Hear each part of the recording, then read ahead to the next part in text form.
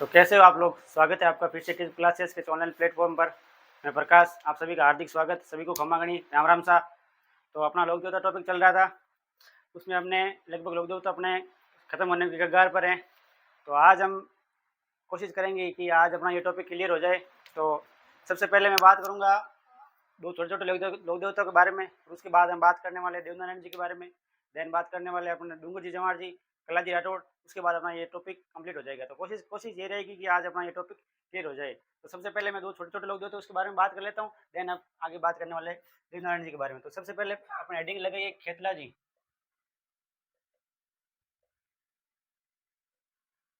खेतला जी के बारे में बात करूँ तो खेतला जी का जन्म हुआ था सैनाना गांव पाली। तीन फैक्ट इनके बारे में बात कर लेते हैं, उसके बाद हम बात करने वाले जैतमलोजी के बारे में और उसके बाद देवनारायण जी के बारे में। तो इनका मेला लगता है चैत्र कृष्ण एकम को। मेला चैत्र कृष्ण एकम को। और एक फैक्ट इनके बारे में जो इम्पोर्टेंट है, पकलाने वाले बच्चों का इलाज।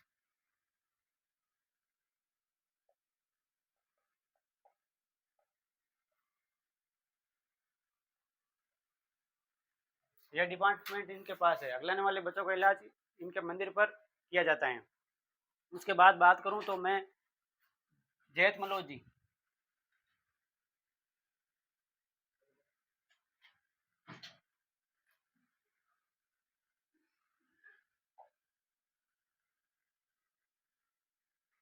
जैतमलोजी के बारे में बात करूं तो जैतमलोजी का मंदिर है राड़ का धोरा बाड़मेर। इनका मंदिर है राड़ का धोरा बाड़मेर।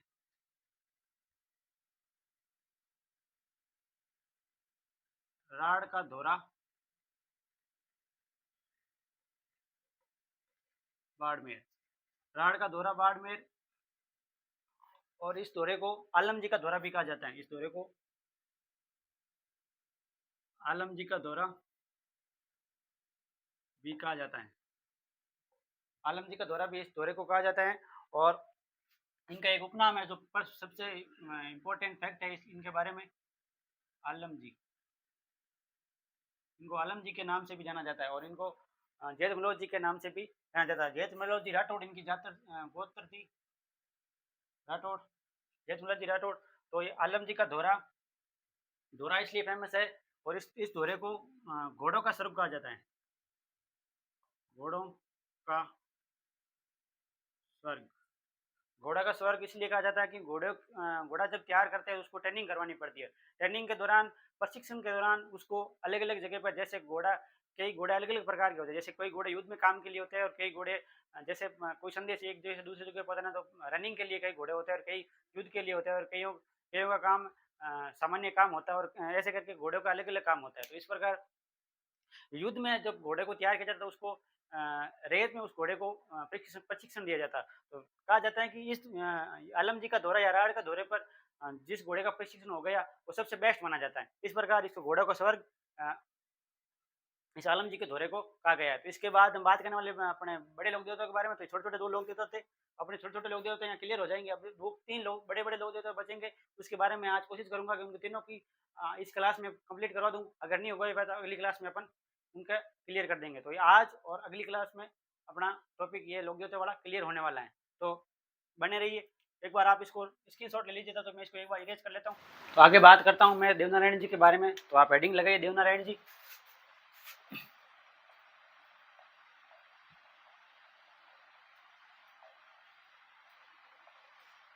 देवनारायण जी को डी एंड डी भी कहते हैं। देवनारायण जी को डी एंड डी भी कहते हैं। बगड़ावत गोत्र,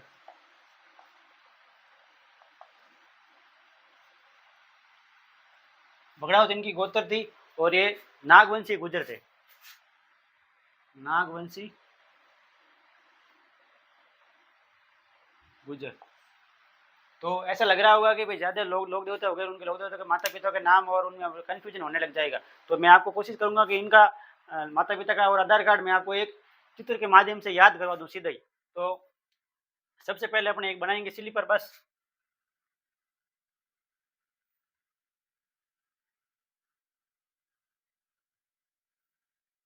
स्लीपर बस बनाने की कोशिश करूँगा मैं। ये हो गई अपनी बस, ये हो गई स्लीपर। स्लीपर में आपको पता हो तो यहाँ पर बैठता है ड्राइवर, ये हो गया ड्राइवर। और ये हो गए उसका मेन गेट, और मेन गेट के सामने ये हो गए एक कंडक्टर और एक ये और कंडक्टर, डबल कंडक्टर हो गए। और यहाँ पर पीछे कुछ लटका रखा है जो है पीपल के पत्ते, पीपल बस के पीछे लगा लटका रखा है पीपल के पत्ते। और इस बस का नंबर है RJ27BS1204, RJ271204 इस बस के नंबर है, सॉरी 12 1 2 3 4 1 2 3 1 2 4 3 इन बस के नंबर है। तो इसके माध्यम से हम समझने वाले इनके परिचय को। इसमें भर रखी है ईंटें, और इस ईंटों के चलने से वजह ईंटों भरने की वजह से जब चलती है तो इसमें आवाज़ आती है खटखट की। किसकी आवाज़ आती है? खटखट की। और ये ड्राइवर का नाम है विष्णु, और इस कंडक्टर के एक का नाम है बाला और एक का नाम है बाली, बाला और बाली। और ये बस है नीले कलर की, नीले कलर की ये बस है। इस प्रकार ये बस हो गई। तो अब इसको हम देवनारायण जी के जीवन में उतारने वाले। तो देखते रहिए मैं कैसे जीवन में उतारता हूँ। तो सबसे पहले बात करूँ मैं, तो ये विष्णु, तो ये भगवान विष्णु के अवतार हो गए, ठीक है। विष्णु अगर भोज करने बैठेगा तो भोज इनके हो गए पिता। खटखट की आवाज आती है ईंटों की वजह से, तो खटियानी हो गई इनकी माता। और पीपल के पत्ते है तो पीपल दे हो गई इनकी पत्नी। और बाला और बाली हो गई पुत्र और पुत्री, पुत्र और पुत्री। और RJ27 होते हैं उदयपुर का, तो इनका मूल नाम हो गया उदय सिंह। और ये इनका हो गया जन्म 1243 ईस्वी में इनका हुआ था जन्म। और ये रेलगाड़ी चलती कहाँ से? ये चलती है मालासर पहाड़ी, मालासर पहाड़ी। मालासर पहाड़ी कहाँ पर है? मालासर पहाड़ी है आसींद भीलवाड़ा, आसीन गोटा दड़ा आसींद भीलवाड़ा, गोटा दड़ावत आसींद भीलवाड़ा, गोटा दड़ावत आसीन भीलवाड़ा, गोटा दड़ावत आसीन भीलवाड़ा से होकर चलती है देवमाली तक। देवमाली जो है अजमेर में, देवमाली जो की है अजमेर में, ये अजमेर तक चलती है। ये देवमाली मानते ब्यावर और ब्यावर और उसकी दूसरी तहसील पर ये स्थित है, तो इसको ब्यावर में मानते हैं, देवमाली ब्यावर में। तो इस प्रकार ईंटों और ईंटों की पूजा होती है, ईंटों की यहाँ इनके मंदिर पर ईंटों की पूजा होती है। और नीला या लीलाधर घोड़ा हो गया इनका, नीला इसका कलर है, लीलाधर ये हो गया इनका घोड़ा। तो इस चित्र के माध्यम से आप इनको सामान्य परिचय, इनका आधार कार्ड अपन याद रख सकते हैं, एक याद रखने की ट्रिक है। और उसके बाद मैं आपको लिखवाने वाला भी हूँ, इसके माध्यम से एक एक लाइन में भी लिखवाने वाला हूँ। फिलहाल मैं चित्र के माध्यम से आपको बताया है कि भाई आप किस प्रकार इस चीज़ को याद रख सकते हो। तो कैसी लगी अपनी ट्रिक एक बार ज़रूर बताइए कमेंट में। देन अब आगे बात करता हूँ, एक बार इसको इरेज कर लेता हूँ।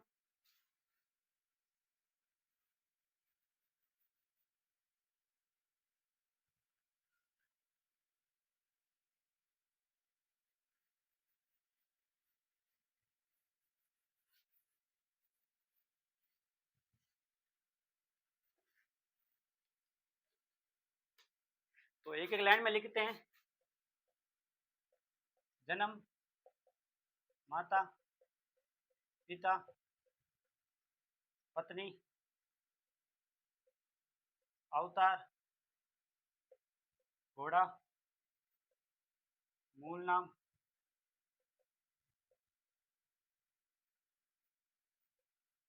इस प्रकार एक लाइन में लिखते हैं 1243 ईस्वी विक्रम संवत 1243 ईस्वी और विक्रम संवत कितना हो गया? विक्रम संवत 1300 विक्रम संवत। माता का नाम खटियाणी, इनकी माता का नाम था खटियाणी, सेड्डू खटियाणी कहते हैं इनको, सेड्डू खटियाणी। और पिता का नाम था सवाई भोज और पत्नी का नाम था पिंपल दे। पत्नी का नाम पिंपल दे था और इनका मूल नाम था उदय सिंह और इनके घोड़े का नाम था लीलाधर घोड़ा, लीलाधर घोड़ा। और भगवान विष्णु के अवतार, भगवान विष्णु के अवतार।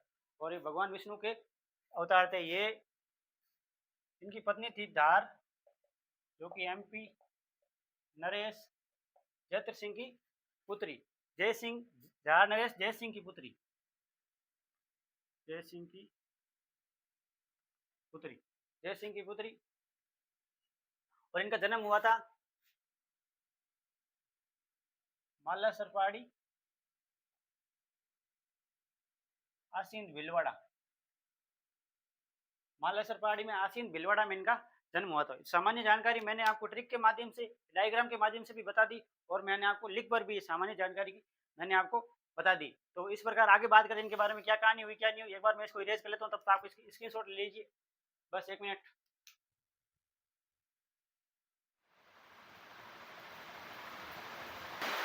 तो आगे बात करो इनके पुत्र और पुत्री की। पुत्र और पुत्री, बाला व बाली। घोड़े की बात हमने कर ली और बात करो इनकी पत्नी की। वापस बात करते हैं पत्नी के बारे में, छोटी सी कहानी है। धार नरेश, धार जो एमपी में है, धार नरेश जय सिंह की पुत्री पीपल दे। ये पीपल दे बचपन में बीमार रहती थी और ऐसा मानता है कि सभी डॉक्टरों को दिखाने के बाद भी इनकी तबीयत में कोई इजाफा नहीं हुआ, इनकी तबीयत में कोई सुधार नहीं हुआ। तो ऐसा मानते हैं कि भाई देवनारायण जी ने इनको अपनी आयुर्वेदिक नीम और ईंटों, अपनी आयुर्वेदिक पद्धति नीम और ईंटों के माध्यम से इनका इलाज किया और इनको जीवन दान दिया और उसके बाद इन्होंने अपना लिया। तो ऐसी किंवदंतियां हैं कि इनकी पत्नी जो पीपल दे थी, उसके बारे में बचपन में कहा जाता था कि जो निस्वार्थ भाव से इसको अपनाएगा वही इसका इलाज कर सकेगा। तो सभी डॉक्टर सभी को, देवी देवताओं को बताने के बाद देवनारायण जी ने इनका इलाज किया था और उसके बाद ये ठीक हो गई थी। तो ये छोटी सी कहानी थी इनके बारे में। और इनके पिता का नाम था सवाई भोज, सवाई भोज। और इनके 23 भाई थे, सवाई भोज के 23 भाई थे, तो एक युद्ध में मारे गए थे, एक युद्ध में मारे गए थे। और इनका बदला लिया था देवनारायण जी ने, देवनारायण जी ने इनका बदला लिया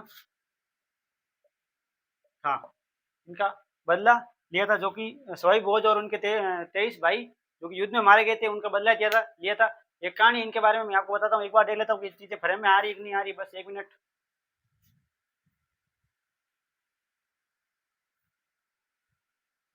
ऐसा मानते हैं कि सवाई भोज और 23 इनके भाइयों की लड़ाई भिनाई के शासक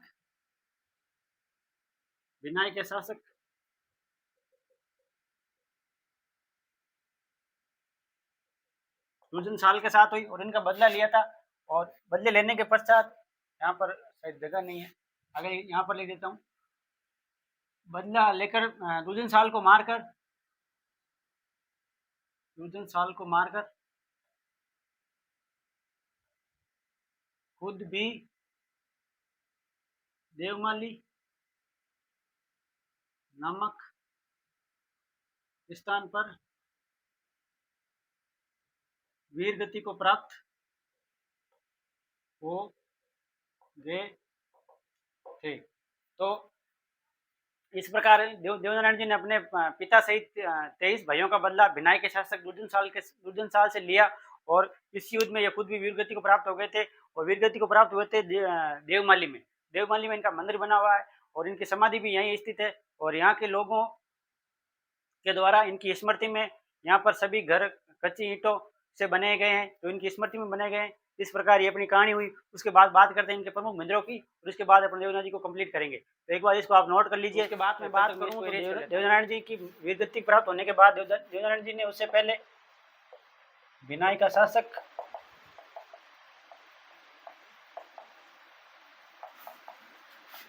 अपने भाई महेंदु को बनाया। भिनाई का शासक इनके बाद इन्होंने लक्ष्मी कुमारी पुंजावत की एक रचना है, लक्ष्मी कुमारी पुंजावत बगड़ाउत।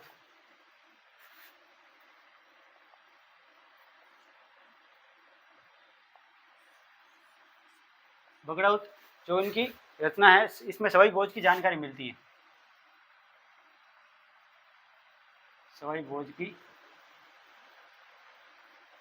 जानकारी मिलती है। तो इस प्रकार अपने ये देवनारायण जी के बारे में महत्वपूर्ण फैक्ट हो गए क्लियर। अब बात करता हूँ इनके मंदिरों की।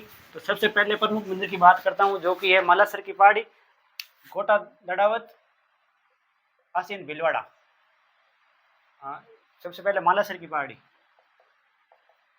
मालासर की पहाड़ी, मालासर की पहाड़ी पर कोटा दड़ावत,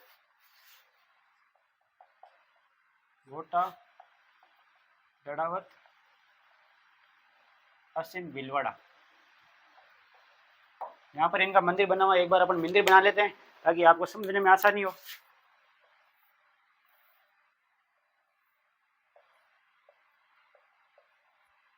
ये हो गया देवनारायण जी का मंदिर, ये हो गया आसीन भीलवाड़ा,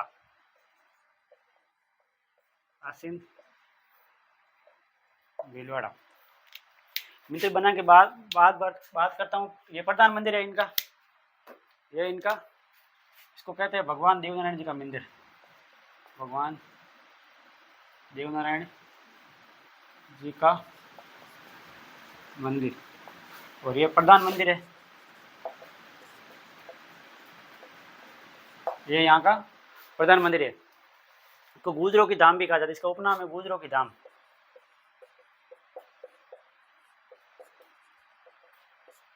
गुजरों की धाम इसका उपनाम है। यहाँ पर पीपल के नीम के पेड़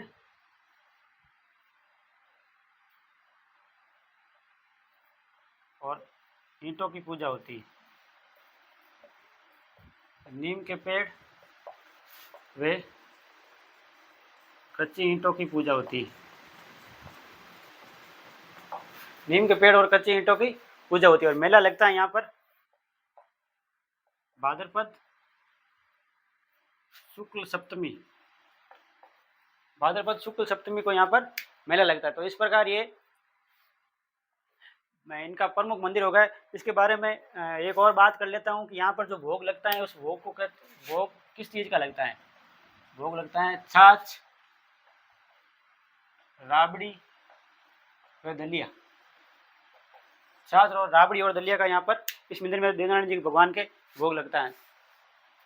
तो इस प्रकार ये अपना प्रमुख मंदिर हो गया। बात करते हैं अगले मंदिर की। अगला मंदिर है देवमाली ब्याऊर अजमेर। एक मंदिर इनका बना हुआ है देवमाली ब्याऊर अजमेर। और उसके बाद मंदिर बना हुआ है जोधपुरिया टोंक। और एक देवगढ़ में भी इनका मंदिर बना हुआ है देव डूंगरी, देवमाली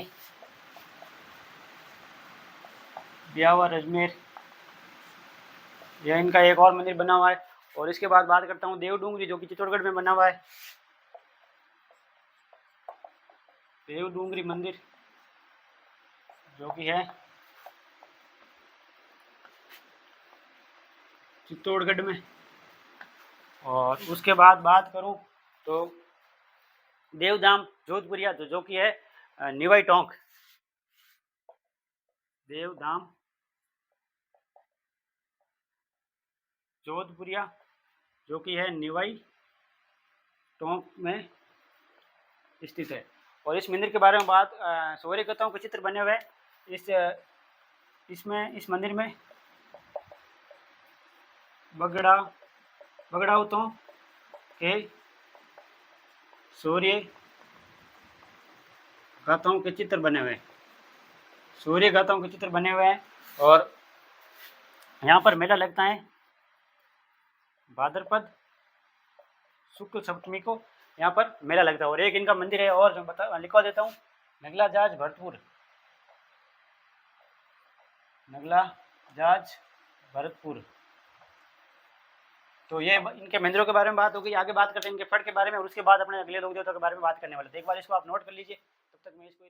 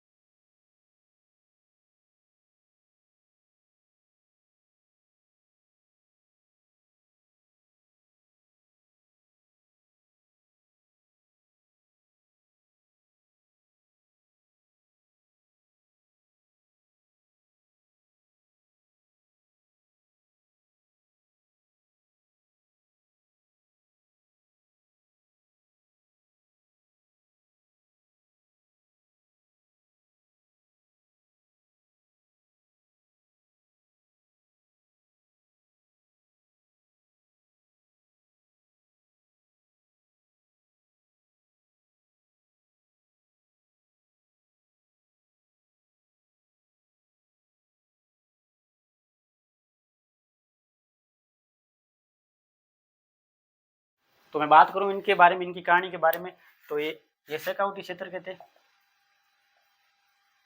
शेखावटी क्षेत्र यानी शेखावटी ब्रिगेड को लूटा इन्होंने सबसे पहले। शेखावटी ब्रिगेड 1834 में इन्होंने शेखावटी ब्रिगेड को 1834 में जिसकी स्थापना होती है, 1836 में इन्होंने लूटा था। 1836 में लूटा। और इसके बाद एक दिन यहाँ से रामगढ़ नाम के गांव में शादी में गए। रामगढ़ नाम के गांव में ये शादी में गए। तो इनका एक ससुराल यहीं इस रामगढ़ के पास इनका ससुराल था, झारड़ावास या झारड़ावास इनका ससुराल था। इसको जड़वासा भी कहते हैं, जड़वासा भी, कहीं झाड़ावास मिलता है, कहीं जड़वासा था। तो इनके ससुराल भी रामगढ़ गांव के पास में था। तो इनके साला भैरव सिंह ने अंग्रेजों से मुखबरी कर ली और इनको 1838 में यहाँ से गिरफ्तार कर लिया गया। 1838 में यहाँ से गिरफ्तार करने के बाद इसको ले गए थे यहाँ से आगरा जेल में। आगरा जेल जो कि है यूपी में, आगरा जेल में ले गए थे। तो आगरा जेल में ले गए थे, पीछे इनके साथियों ने सभी जगह ढूंढा इनको, पूरे राजस्थान नहीं पूरे भारत में ढूंढा कि भाई डूंगी जमार जी कौन सी जेल में। यहाँ तक कि छोटे बड़े जुर्म करके प्रत्येक जेल में प्रत्येक इनका आदमी जाकर आ गया ताकि ये इनको मिल सके। तो उसके बाद एक दिन ये आगरा पर इनको सूचना मिली कि भाई ये आगरा में। तो ये रात को यहाँ से चले गए थे, इनके साथी मिलकर यहाँ से चले गए, जिनमें से थे लोटिया जाट, कर्णा भील, सेपू मीणा, सावता आदि 40-50 इनके साथी यहाँ से इनको आगरा जेल से इनको निकालने के लिए गए थे। तो ऐसा मानना आता है कि लोटे जाट ने अपने सिर से इस आगरा जेल के किले के दरवाजे को तोड़कर इनको यहाँ से सभी कैदियों सहित यहाँ से बाकी जो सभी कैदी थे उनको भी यहाँ से छुड़वाया और यहाँ से इनको छुड़वा कर लेकर आए थे। इनको कहा जाता है कि लोटिया जाट का जो सिर था वो लगभग 35 किलो का था। इनके पकड़े जाने के बाद इस अंग्रेजों ने जब इनको फांसी दी तो सबसे पहले सिर काट कर उनका वजन किया तो इनका 35 किलो का सिर था। इनका 35 किलो का सिर लोटिया जाट का बताया जाता। तो यहाँ से वापस आते समय यहाँ पर बीच में राजस्थान के प्रवेश द्वार भरतपुर पर सेवरेज जेल को लूटा। उसके बाद आ गए तो नसीराबाद छावनी को लूटा। आ गए तो यहाँ से नसीराबाद छावनी से आ गए तो धनौप गांव में है, जो कि धनौप में है, आर्थिक सहायता दी इसमें, यहाँ पर निर्माण में आर्थिक सहायता दी। इसके बाद आए पुष्कर में 52 घाटों के निर्माण में सहायता दी, इनके दोनों में आर्थिक सहायता दी। तो इस प्रकार ये कर्म करते करते यहाँ से आए तो तब तक अंग्रेजों ने आदेश जारी किया कि राजस्थान में कोई भी राजा इनकी सूचना देगा या इनके लोकेशन की जानकारी देगा, इनको पकड़वाएगा, उनको इनाम दिया जाएगा। तो उस समय राजस्थान जोधपुर के राजा थे तखत सिंह, मेहरानगढ़ के राजा से तखत सिंह